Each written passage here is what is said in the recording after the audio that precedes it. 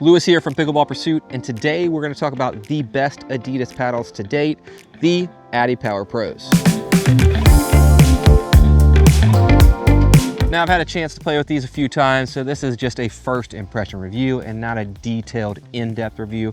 Just wanted to be clear about that. Now, these Adipowers are going to be the follow-up to the less than successful Metalbone 2. It's going to come in three shapes: the 14mm elongated, which will be dual certified, the 16mm elongated, and the 16mm standard shape, which both are only currently USAP approved. Now, these are going to be very much an upgrade on the previous Metalbone. These are going to be as good as just about any power paddle on the market.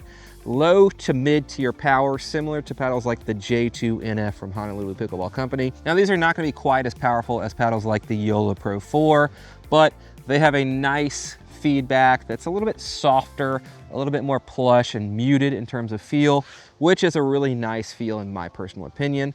They are very head heavy. The elongated 16mm came in at 126 swing weight. The elongated 14mm came in at 122 swing weight, and the standard shape 16mm came at 119. All very high swing weights for their respective shape. A couple things to note is the 14 is going to have a slightly shorter handle compared to the 16mm elongated. The 16mm elongated handle is going to be also thicker, and the face is going to be a little bit smaller because of the longer handle. Now, in terms of sweet spot and stability, these paddles are going to perform quite well.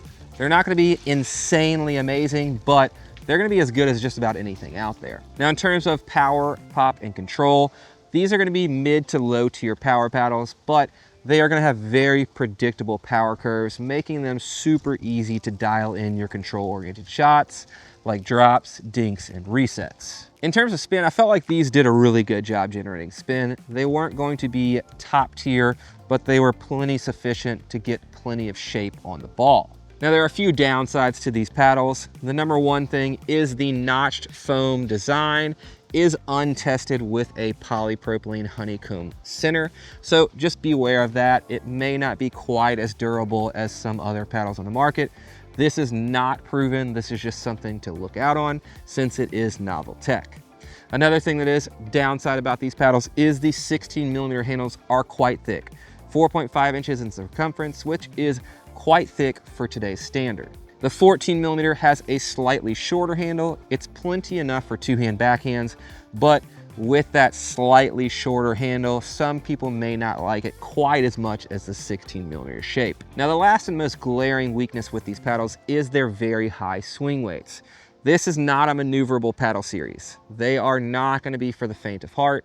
If you're someone who likes very quick maneuverable paddles, these are ones I would definitely skip on. However, if you like head heavy, whippy paddles and you came from maybe tennis, these might be a paddle that fits your needs. Now, these paddles are $189. You can use the affiliate link in the description to give you a $7 store credit when purchasing anything on pickleballcentral.com.